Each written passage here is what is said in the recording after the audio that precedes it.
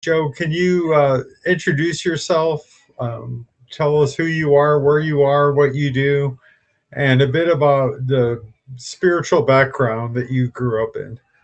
Okay, well, my name is Joe, J-O. I'm speaking to you from Leith in Edinburgh, Scotland.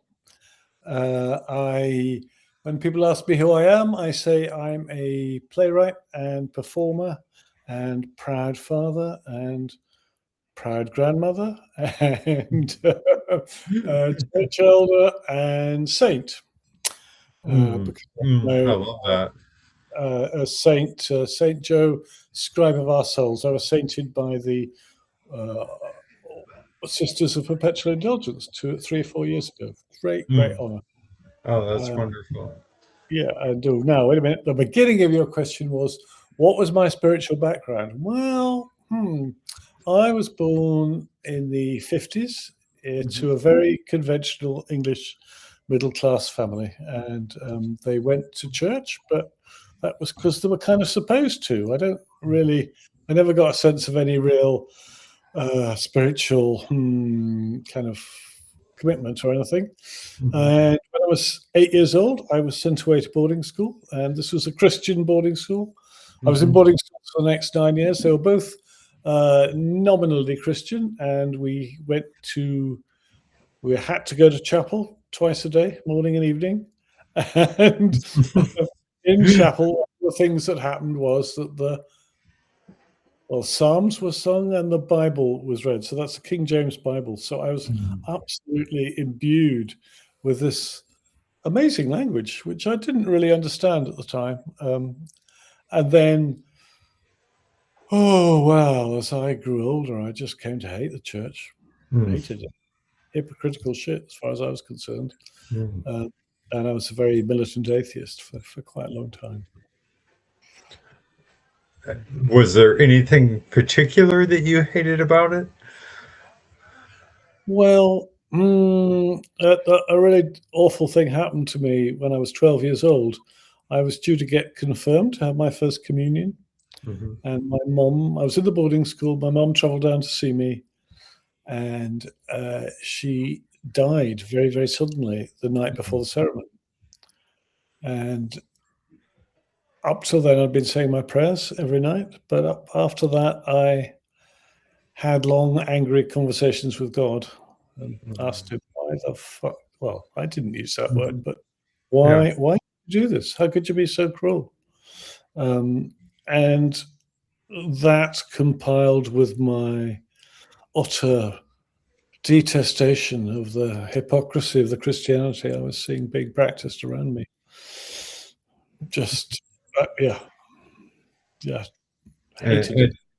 and and now you are writing plays, reimagining who God is, who Jesus is, who characters in the Bible are. Uh, Well, what what what what what uh, happened? I, when I was in my 40s, I mean, I was a very successful playwright under my male name, John Clifford. And but when I was in my 40s, I realized I was going to have to write about being trans. Mm. And I wrote kind of quite conventional plays, which were about it, which were all turned down. And I realized I was going to have to write something and pay for it, put it on myself. Mm. And I decided I wanted to think about why society hated us so much, Mm. and why I hated myself. Mm. So, like, this was back in the 1990s, and I figured that had something to do with the Bible. Mm. And I did quite a bit of research about the Bible in those days, and discovered that one of the things that's going on in the Old Testament is it's a story of the worship of the angry Father God up in the sky, suppressing worship of the Mother God on earth. Mm. Mm. And I figured that that meant that God, in the in the history of God, he'd done the same thing as me. He'd Mm. suppressed his femininity, and that was almost certainly why God was such a grumpy old bastard. Mm. And so I told God's story and I told my story growing up in kind of parallel with each other. And I had to pay for it to be put on, so couldn't afford any actors. And besides, there were no out-trans actors in those days. This was about 2002 by that stage. So I put it on myself. It was kind of an angry play. I concluded by saying the Bible was a work of pornography because it degrades us. It makes us feel ashamed of and disgusted with ourselves. Yeah. And then all kinds of shit happened, and I forgot about the play. But about maybe 5 or 6 years later, I heard from a theatre company in Florence, in Italy, who were putting it on in Italian. And it was a huge hit, and they wanted to fly me over. So I went across and I saw it. God, the Italians loved my play. It's put on in every now and again. And so I said to the theatre company, well, I'll tell you what, this is about the Old Testament. I'll write the sequel about the New Testament if you pay for me to stay in Florence for maybe 3 or 4 weeks next year. Thinking it'd be great. I'd have a holiday in Florence, do a bit of work. And they said yes. And so that's what happened. And in order to prepare for it, I read the Gospels again. I hadn't really read them for a long, long time. Because it was a bit like, I approached it a bit like adapting a novel. You've got to read the text over and over again so it kind of gets inside you. And I was just freaked out. I was amazed that the Jesus in the Gospels is so completely different from the Jesus that I've been taught.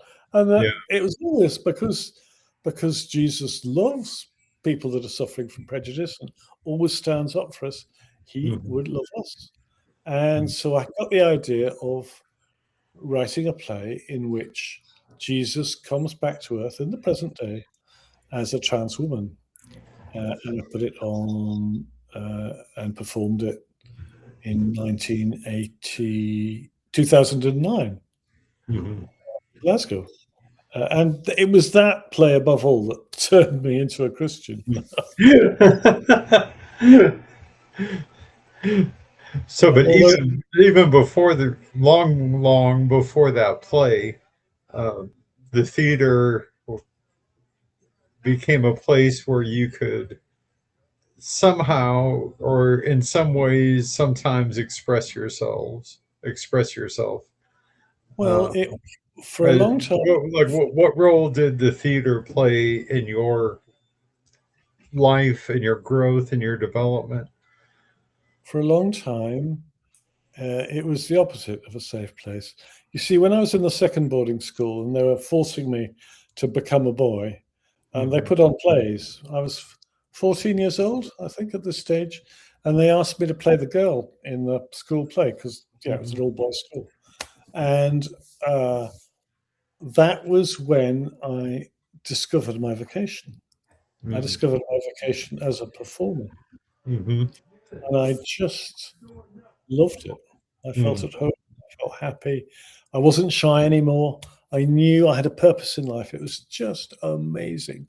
And I did it for a couple of years. And then I realized that if people understood how much I loved playing these parts, literally my life would be in danger.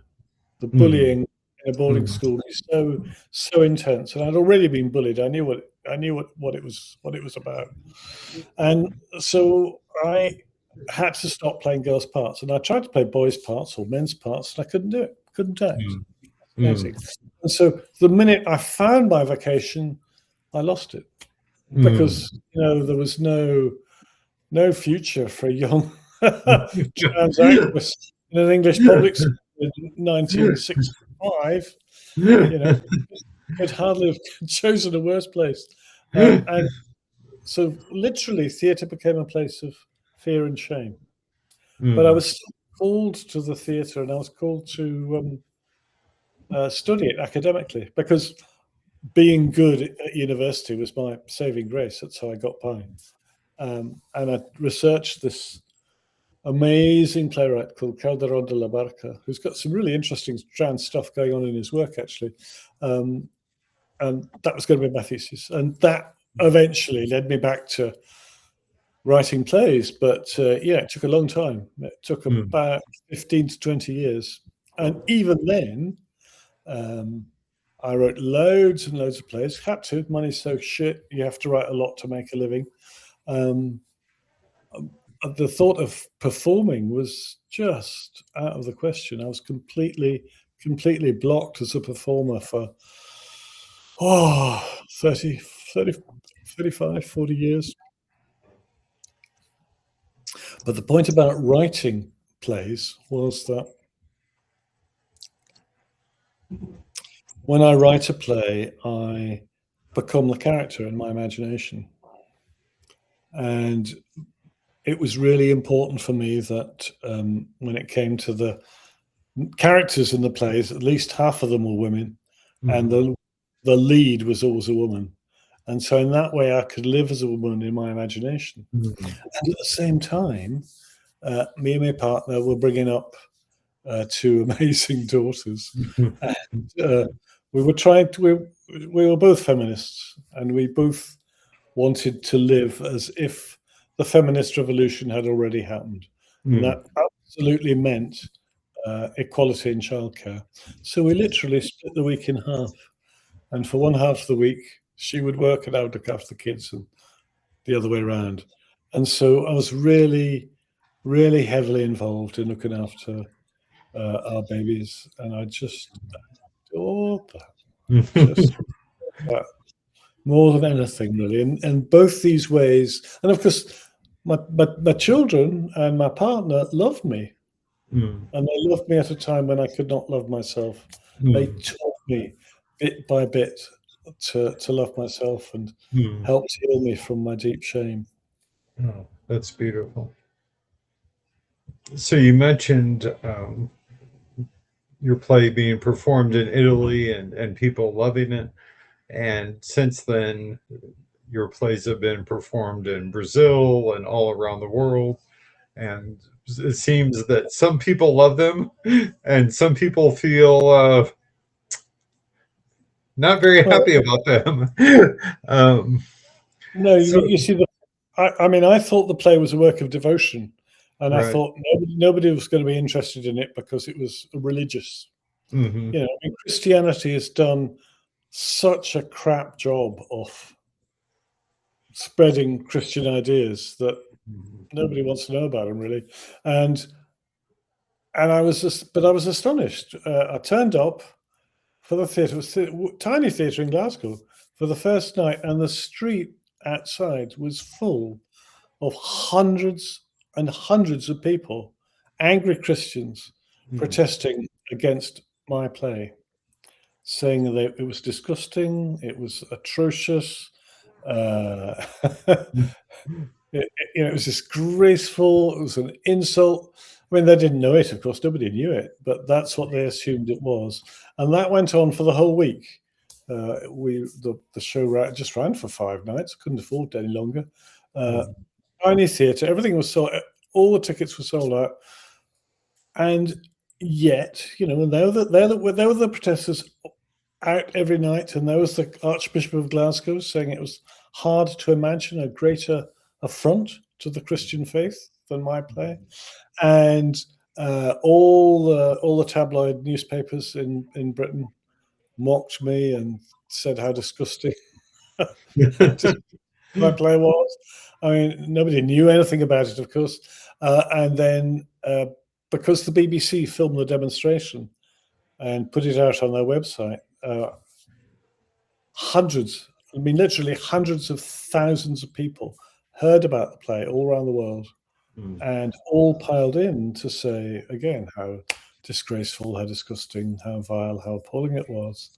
And the police, plainclothes police, had to come into the auditorium to make sure nobody attacked me. I mean, it was a very, very dangerous, violent situation. And I was traumatized. and I was ready to give up actually. But at the same time, I was thinking, okay, here's a play that is a piece of theatre that's been seen in a tiny theatre. Only 150 people saw it, Mhm. and yet it has the capacity to be seen and to be outrage people all over the world. And I thought I must be doing something right. Uh, and I must try to keep this play alive. And I had no idea how, and I was very, very distressed because I didn't want to hurt people. And it took me a while to recover from that, but then bit by bit, put it on in the in the Edinburgh Fringe. I'd sold my house. I got a little bit of money left over. I paid for that production, lost all my money. Tiny Mm. audience, but people came Mm. who were the right people, and that made it possible for us to do it again. And then we got invited to Brazil. I was terrified. Mm. Uh, Brazil was then and still is notorious for hating trans women, Mm. murdering us. But actually, and it was a very dangerous political situation in Brazil. It was a moment of a right wing coup. Mm. Oh God! And Mm. the strain was so much I collapsed on stage and had to be Mm. taken to intensive care. That was on the last night of the run. But that made it possible for the Brazilian company, who meantime had translated the show into Portuguese, and they'd found this amazing, amazing trans actress to play the part. And that made it possible for them to start. Mm. And from that, amazing things happened there. They were in great danger. They toured the show all around all the major cities, all the major theatre festivals of Brazil for 3 years, selling out everywhere. Mm. I mean, we'd queue right the way around the block to get in to see the show. And it became an incredibly important, just going to see the show became an important act of protest against censorship and in favor of LGBT rights. Uh, and at the end of that, the actress Renata Carvalho, who, I mean, her story was extraordinary, was completely in despair, thinking she would have to go back to sex work to make a Mm. living before before this part happened.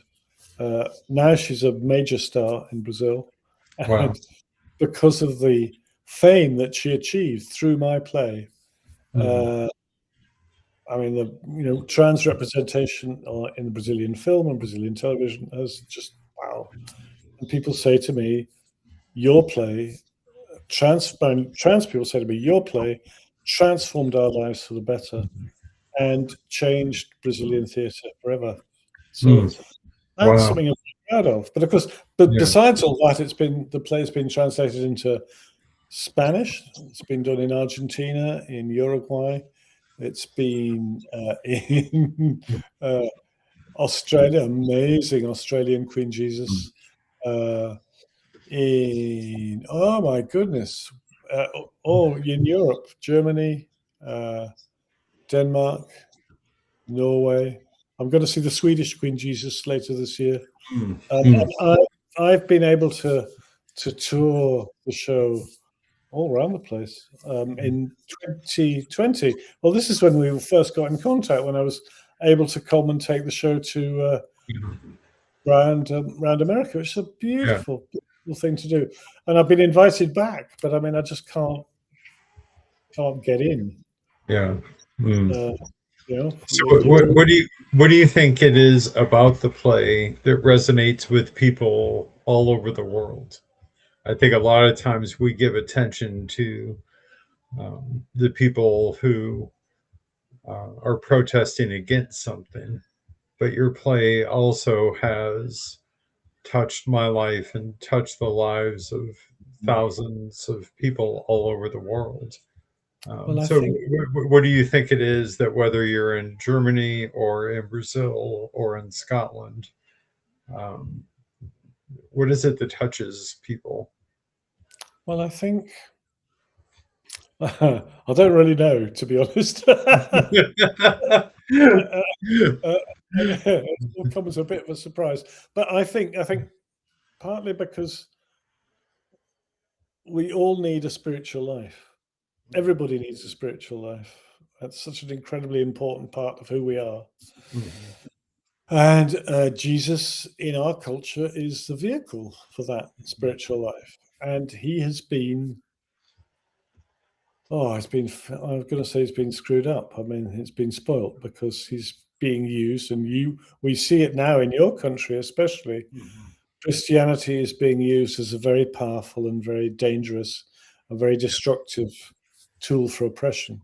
Yeah, But that's right. that means if you flip that around, it means that it can be a very powerful, she can be a very powerful tool for human liberation. Uh, and I think that I think that's important. I suppose the other thing maybe is that because when I wrote the play, I I imagined myself being Jesus. And I interpreted all her stories in the light of my experience. And so there's no theology there. There's nothing churchy about it. I'm sorry, I shouldn't be rude about churches since that's your profession. Oh, But it's about there's a lot of theology there. but I Maybe think that we have a different definition of theology, maybe we um, do. And I mean, but the whole thing is very theological, in my opinion. yeah, the play is very theological, and I Yeah. mean, the Norwegian translator, a wonderful woman. She was a priest of the Norwegian Lutheran Church, Mhm. and her translation has these beautiful footnotes, which unfortunately I can't understand. And she's written a very learned introduction. In fact, there's a guy in various monks in Brazil have written. Yeah, and I mean, yes, it is theological, obviously, but Mhm. that theology comes from the heart, if Right. that makes. Yeah. Um, uh, I mean, I was talking to a guy earlier today, very famous theologian, and it was Mm. kind of obvious that his theology comes from his head, Mm. which makes it less powerful. I shouldn't really, Yeah. but there we go. And and so somehow, and one of the really, really important things in the play is to tell audiences that Jesus is in all of us. Mm. So I'm telling the audience, you are Jesus. Mhm. This is not just my story or Jesus' story. This is your story. This is our story, Mm. and that I think resonates quite strongly. Yeah. So all of the things that you've said here in the last few minutes, if your 12-year-old self heard you saying all these things about spiritual life and Jesus and all of us, um, that 12-year-old would probably wonder what happened. Well, so, I, you know, so, how do you view God today? Where is God? What is God to you? okay. Well, about 20 years ago, I became very ill. I had to nurse my life partner, Susie, the love of my life. She was dying of brain cancer, and it was an incredibly painful time. And it broke my heart. I mean, literally, I had one of the valves inside my heart stopped functioning properly. Very nearly killed me.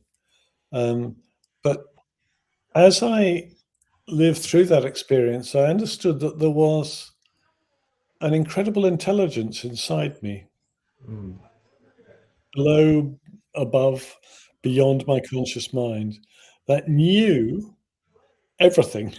mm, Knew everything physically, everything emotionally, everything about me. And that this intelligence was wishing me well. This intelligence was mm, looking after me. mm. And then I thought, oh, okay. I miss that I felt that to be very true. And then when I think about the Earth, our dear planet Earth, and these beautiful ideas of Gaia, that there is an intelligence that is governing the Earth, Mm-hmm. that is looking after the Earth, that is doing its very best to keep us alive, or maybe not to keep us alive actually, but to keep, to preserve the life of our planet. And then I thought, okay, maybe also there is a being in the solar system and out there in the universe. Mm-hmm. And if we're able, which we're not, of course, to imagine all this, that is God. And so God starts very deep inside each one of us and warmth and connects to you. I mean, so there's a connection between you and me that is obviously because we're talking to each other. The Mm-hmm. connection happens beneath our conscious minds. It happens deep down in the humanity that we both share, Yeah. that we share with everybody, actually, including the most awful people. We're part of them and they're part of us. That's right. And I suppose the other thing, so that's, so then if I was to describe, okay, what is this intelligence? Well, I think it's loving, it's forgiving. Mm.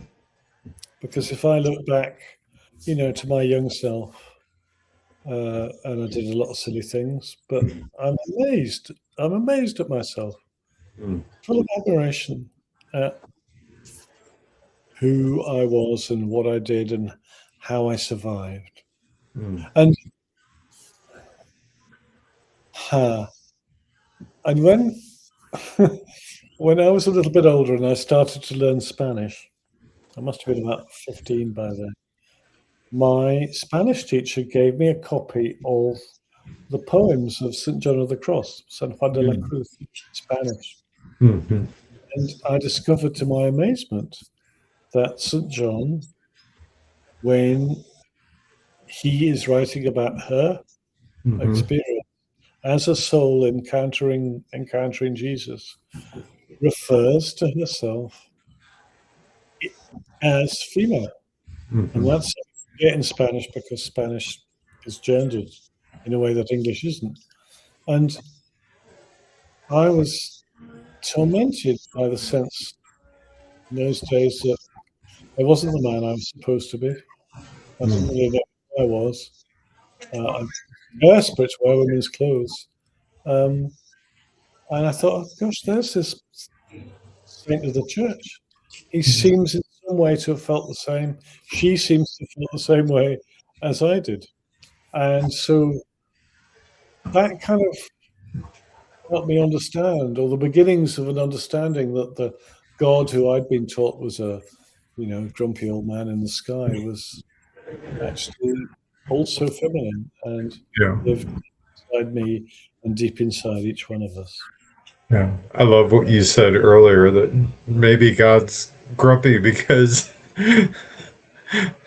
yeah, I don't like me being misgendered, and you probably don't either. And God gets misgendered all the time, and that would make All me the fucking grumpy. time. No, poor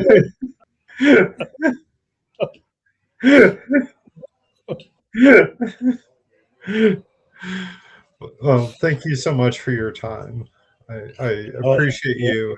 I appreciate your courage, your boldness, your vulnerability, and all Well, that you put out into the world. thank you, and I hope we're able to meet. I hope I'm able to enter your country again I hope pretty so. soon. Pretty soon, actually. I don't think the regime is going to last for much longer. I'm a great I hope, optimist. I hope you're correct. Let's All hope. All right. God right. bless you for all the amazing work you do. Uh, thank you, Joe. Okay. Bye. All right. Bye bye, love. Oh, should I just press leave or will you press a button?